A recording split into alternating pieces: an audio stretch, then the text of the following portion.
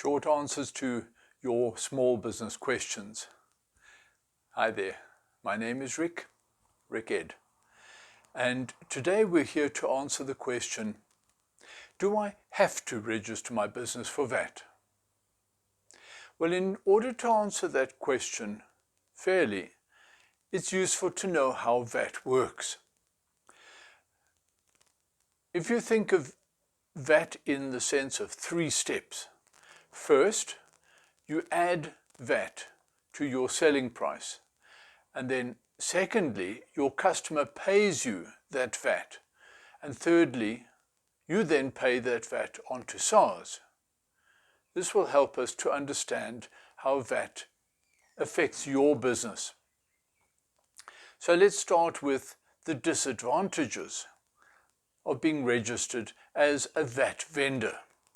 First of all, you become SARS tax collector, and you have a lot of extra administration, and sometimes you may have to actually pay people to do that extra paperwork if you don't have the skills yourself, and that comes with an extra cost.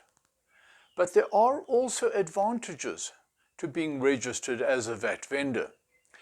One of the most important is that you will charge less. You charge your customers less. Your selling price is lower because you don't have to absorb the VAT that you pay when you buy the goods or the ingredients to make your product. And secondly, you claim back the VAT that you have paid from SARS.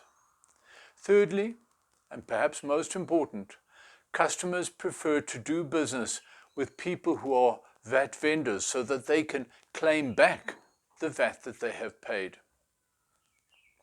So who is required to register? Any business that has sales or turnover within a 12-month period of over R1 million, they're required to register with SARS. But if a business has a turnover or sales under R1 million per year, and they have sales in excess of 50,000, they are entitled to apply. They may volunteer to register. So let's have a look at how VAT works in a little bit more detail. Let's say that you buy some goods and pay your supplier R400 for those goods, and you add on to that R60 for VAT. What happens then is that the supplier takes the money you've paid them, and they take that extra R60. That goes to SARS. When you in turn sell the goods that you have produced, then you will charge your customer, let's say in this case R1,000, and you will add on an extra R150. You will then deduct the R60 that you paid to your supplier from that R150 that your customer charges you.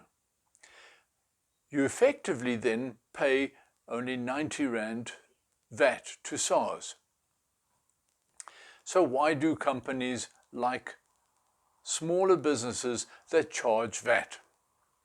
Well, if you take that R150 which was added to the R1,000 when you made the sale, your customer gets that R150 back as a deduction. That makes the customer very happy.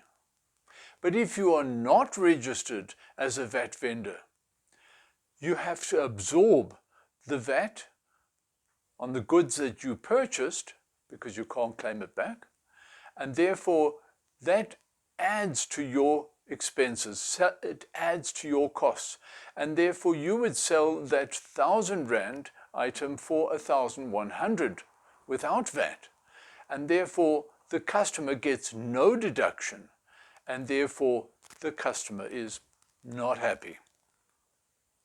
And what about administration? We said there's a lot of admin. Well, first of all, you may well qualify for turnover tax, and if you do, you can charge the VAT and pay very low taxes. And over and above that, you do very little paperwork, only twice a year. it may well be worth your while to consider that, because that affects your cash flow. Consider two other matters. One is the date on which you invoice your customers will affect when you have to pay the VAT, and that can have an enormous impact on your cash flow. The trick is to invoice and get paid early, before VAT is due. Also, you must learn to save the net VAT. Put that money aside. Don't get tempted to spend it. Maybe put it in a savings account, and you will then have to pay that to SARS at some time in the future. If this decision is difficult to make, I understand. Please consult a tax practitioner. It could make an enormous difference to your business. If you found this video presentation useful, please watch the other presentations in the series and share them with other people. And for short courses that go into a bit more detail, you can visit DoBetter.Business and click on courses. I wish you a very successful business. Thank you. Goodbye.